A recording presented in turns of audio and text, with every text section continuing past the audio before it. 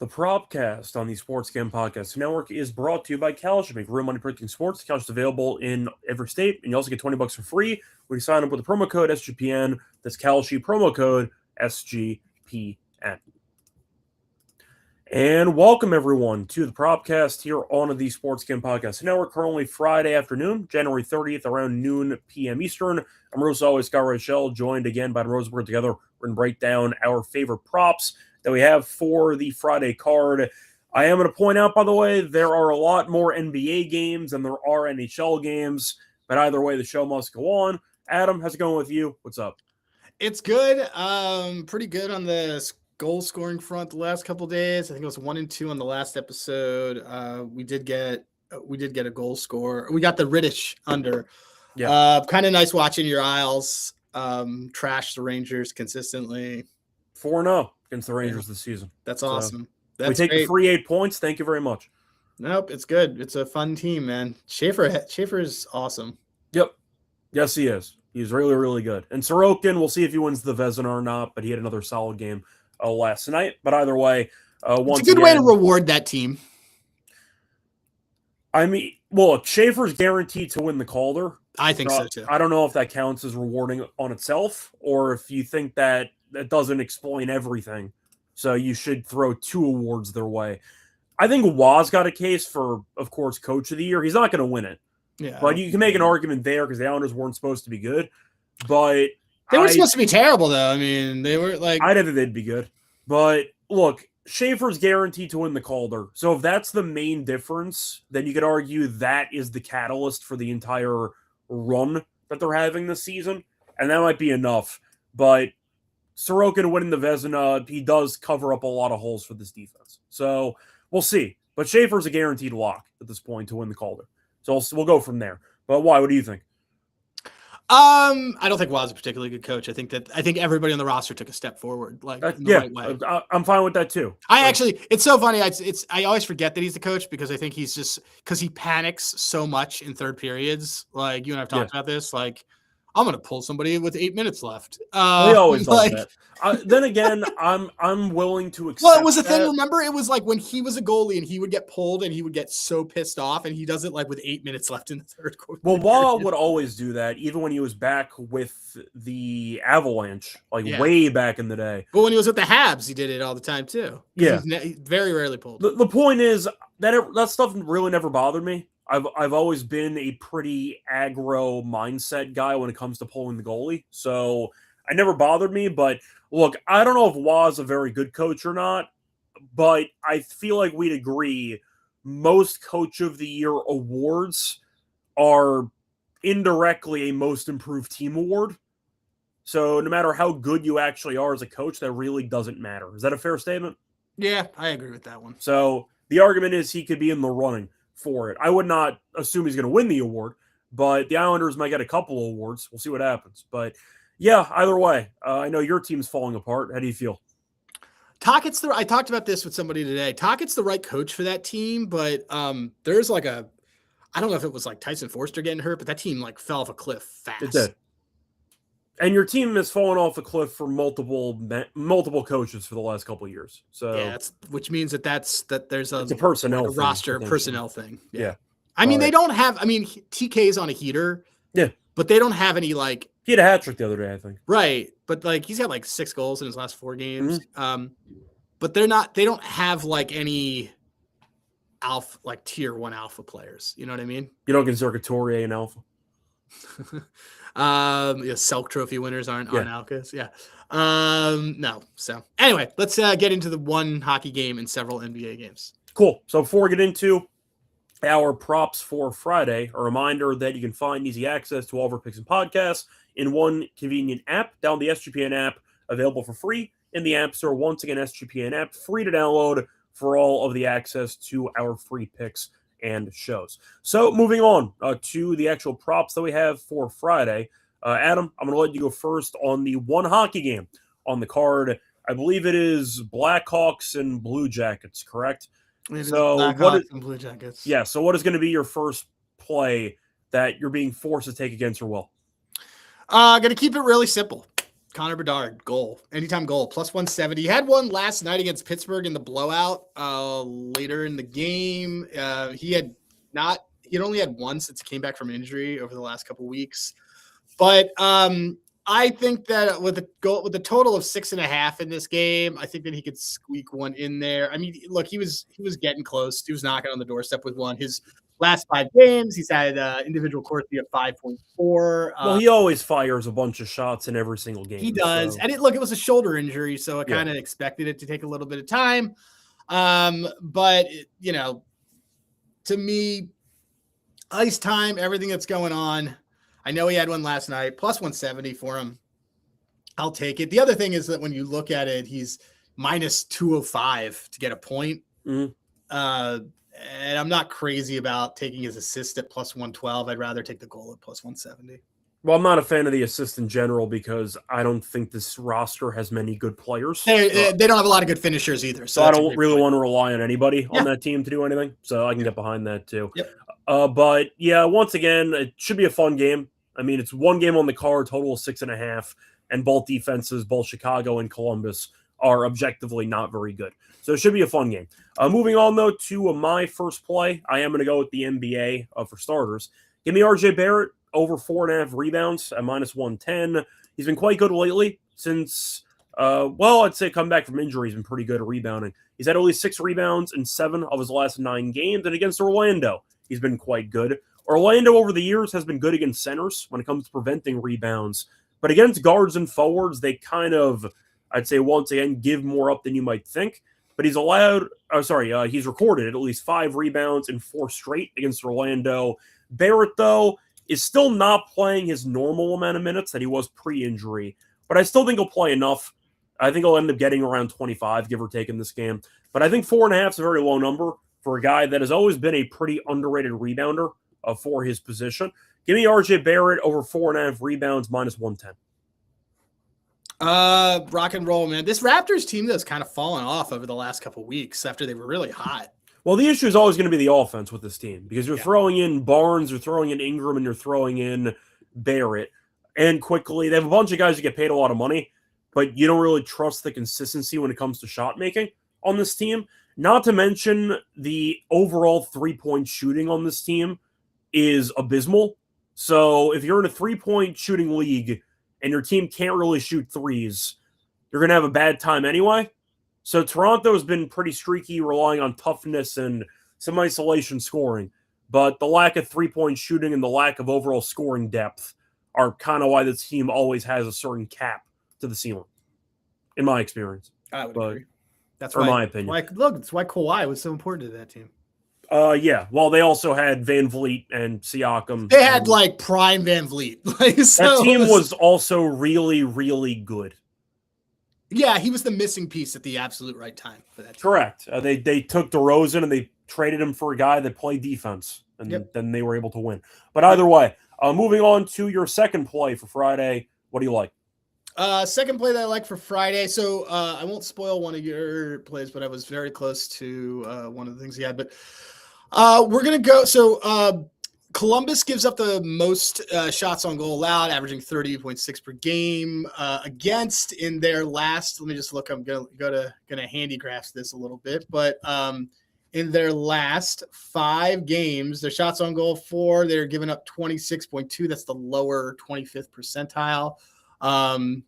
They're actually or their shots on goal for is in their lower percentile. Their shots on goal against, they're still giving up 28, but they're giving up a ton of scoring chances. That being said, Frank Nazar has been firing the puck a lot lately. So he is averaging 2.8 shots on goal per game over his last 5, and an individual Corsi of 4.4, 7 high danger chances over his last 5 games. Obviously, he's on that first line with Connor Bedard. He can't finish, as we talked about before, but as 0 goals in that time span. But I'll take him to have over 2.5 shots. Come on, let's do it. Plus 170 for this. He, over the last 5 games, too, he's had 4, 3, 2, 4, 1. The one in that Pittsburgh game, Pittsburgh got him from the jump, right away. So the second period, the game kind of exploded and wasn't really doing anything.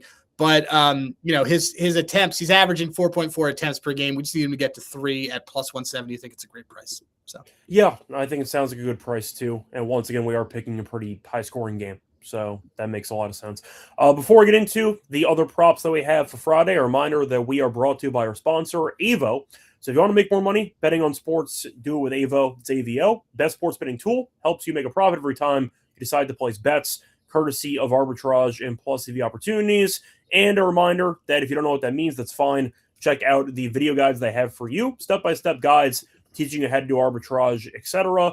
So once again, if you don't know what that is, that's fine. It will explain it for you. But a reminder, if you're checking out AVO, go to avo.bet. Use the code SGPN for $18 off your purchase. avo.bet, code SGPN for $18 off your purchase. We're also brought to you by Kalshi, real money prediction market available in every state. So in every state, you can trade markets in sports, including the NFL, college football, tennis, college basketball, NBA, NHL, and more. Plus, you can also trade props like first touchdowns for the Super Bowl. So check that out. And a reminder, besides sports, they have other options like politics, entertainment, and even the weather. And if you are new to Kalshi, great sign-up deal courtesy of us. Get $20 for free when you sign up with the code SGPN. That's Kalshi, K-A-L-S-H-I, code SGPN, for free $20 at sign-up at Kalshi. Welcome back, everyone, to the Propcast. Finished going through the first couple props that we have for Friday. Time to move on into my second play. So moving on to a matchup only a gambler could love. The Pelicans taking on the Grizzlies. Give me Saddiq Bey over 22.5 PR at minus 109. Bey's been quite good lately. He has had at least 23 PR in 5 of his last 6 games, and he's been good against Memphis. So you're looking at the numbers. He's had at least 28 PR in 2 straight against Memphis. They played, I believe it was about a week ago, and Bey had a casual 40 PR. Like, he flew over this number. So 22.5 does feel pretty low. Plus, the Grizzlies have been quite bad at preventing rebounds to small forwards, as they're allowing the most rebounds per game in the entire league to the small forward position. I think it's a good matchup. They proved that about a week ago, and I do think this number is pretty low since he has gone over this in 5 of the last 6. Give me Saddiq Bey over 22.5 PR at minus 109. So, there you go. He's a guy I used to like backing last year. Well, Bey's been a guy who I liked, and he was injured all the time. But he was a guy that was normally a 3-and-D guy. He had a bit of a moment there earlier in his career with Detroit. He randomly had the 50-point game. People forget about that against Golden State. He randomly had like a 50-piece. And yeah, he got injured. He kind of bounced around. But I never minded him. But he's been good for New Orleans, and he's been good lately. So yeah, give me Saddiq Bey to do some points and some rebounds combined. So moving on to your final play, what do you like? Shout out Adam, by the way. Adam Austin. He's such a good supporting friend here. Sorry, I was just looking at a post I made for a client that went viral. All right, so our final play here. I was very close to taking Adam Fantilli assist. Very close. Okay. Decided not to. Decided instead that I'm going to take his line mate. Going to take so 2 guys have absolutely crushed since Bonus took over. Do you know who those 2 are? I'm going to guess one's Fantilli because you thought about taking him. No. It wasn't. One's not. Well, it's Coyle and Marchment. I was going to guess Monahan. Monahan's been pretty solid too. I'm going to take Marchment again. I mean, we're going to run it back. I had this play on the last show, but I'm going to do it again. Minus 106 for him to have a point. He's had points in 7 of his last 10 games. He also had a point against Chicago the last time they played them. He has had points in 3 straight road games, 4 of his last 5 road games. This just looks like a solid situation at even money, considering he was held off the scoring sheet the last game. So let's do that. Let's do Mason Marchment to have a point, minus 106. Yeah, well, I do see in the comment section Adam's mentioning his favorite play. Fantilli over 2.5 shots on goal. Coincidentally, Fantilli over 2.5 shots on goal. Minus 114 is my third play for the show. Yeah, I'm just going to leave Adam's notes on the board because that's what I had. He's gone over this in 7 of the last 8 games. And on top of that, I do think in general it is a good matchup. Blackhawks, they aren't allowing as much as Columbus because basically nobody is, but they're still allowing a bunch of shots. Chicago's allowing the 8th most shots per game in the league. Fantilli, though, has been solid. He gets power play run as well. But I do think you're looking at a guy who, simply put, is just finding ways to go over. And Chicago's on a back-to-back with travel after playing in Pittsburgh yesterday. If Columbus showed up for this game and kind of smacked them, I wouldn't be shocked based on the actual scheduling spot. But either way, Fantilli has been objectively solid, especially when it comes to getting shots on net over the last couple of weeks. So I got Fantilli over 2.5 shots on goal at minus 114 as my third play for the show. You have anything for miscellaneous? No, not today. Okay. You know what I'm going to give out as miscellaneous? Should I give out one of our Super Bowl props? Sure. You want to give out the Ultra D-Gen one, or you want to save that? Yeah, I'll give out the no. We can save that for the actual NFL show. Yeah, but I'm going to give out Ramondre Stevenson under 52.5 rush yards. Okay. There you go. So you're expecting more of a Henderson appearance, or just don't like the match? I'm expecting a little bit more Henderson, and it's a solid rush defense. I don't expect them. I don't think he's also been going down on his yards per carry. Seattle led the league in yards per carry against. I don't think he's going to get to this. So anyway, that's one play. Once again, Stevenson under on his rushing yards. Anyway, that's going to wrap it up for 3 plays each. Time to move on into the actual underdog entry and, of course, our best bets. Before we get into those 2 segments, a reminder, they're brought to you by our sponsor, which is Underdog Fantasy. So if you want to play Pick'em entries, chance to win 5,000 times your entry to bring the playoff magic all playoffs along. Every playoff weekend, open the Underdog app, see what promos are waiting for you. And a reminder, if you are new to the platform, new offer for new customers, play just $5, $75 bonus funds when they sign up with the promo code SGPN. We're also brought to you by Rhythm. They've been great this NFL season, especially on props. And a reminder, you can also check them out for other sports and check them out for the models. You can check out the models for golf, check them out for college basketball. A lot of options for you, but a reminder, they also give out props. So if you want to check out the props, one play that the... they've been smacking lately, too. They went 9-1 the other night. Yeah, one prop that the Rhythm likes, courtesy of the Smart Signals. Let me just quickly see what they like. They are fans of Isaiah Stewart over half an assist against Golden State at minus 133. That's going to be the Rhythm prop of the day. But either way, a reminder, if you are checking out Rhythm and you want to go premium with your membership, check out the app and use the code HPN25 when you download the app for a quarter off your first month. That's Rhythm, RATHMM, code HPN25 for a quarter off your first month at Rhythm. Welcome back, everyone, to the Propcast. Finish going through our 3 favorite plays each for the Friday card. Time to move on into the best bets. Adam, what is your best bet on the show? I think it's going to be this Nazar shots on goal, because I just don't think he can finish, and I think he's going to fire. Yeah, what was the number on that again? Plus 170. Let me see. Hold on. Plus 170. Is Novig still a sponsor? No. Okay. I don't think we hate them. Okay, plus 170 on Novig. Yeah, that's fine. Cool. There you go. For my best bet, I'll go with Sadiq Bey over 22.5 PR at minus 109. He's gone over in 5 of the last 6. He had, I think, 40 against this team about a week ago. And the fact is the Grizzlies are quite bad at preventing rebounds to small forwards. Like the matchup, I think Sadiq Bey has a solid day in general. Anyway, moving on to Underdog. Anything you want to recycle? So I was thinking, do we want to do a little bit? Let's take, if you like Bey, right? Yeah. That's the PR. Let's do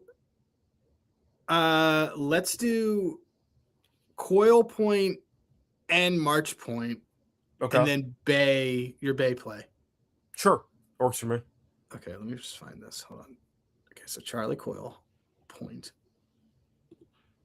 Marchman, Point. And then what was the Bey one again? 22.5 PR. If it's a little bit more than that, it's fine. That's okay, so I don't see PR on here. Okay. Do they have points or rebounds or anything? They have rebounds. They have rebounds is 5.5 and points is 16.5. Sure. Let's do the rebounds. Okay. And these picks can't be combined. I assume they wouldn't let you do both because I did a correlated parlay on the other side. All right, let's try something. Give me another NBA that you like. Do you want to just do the Isaiah Stewart assist from Rhythm?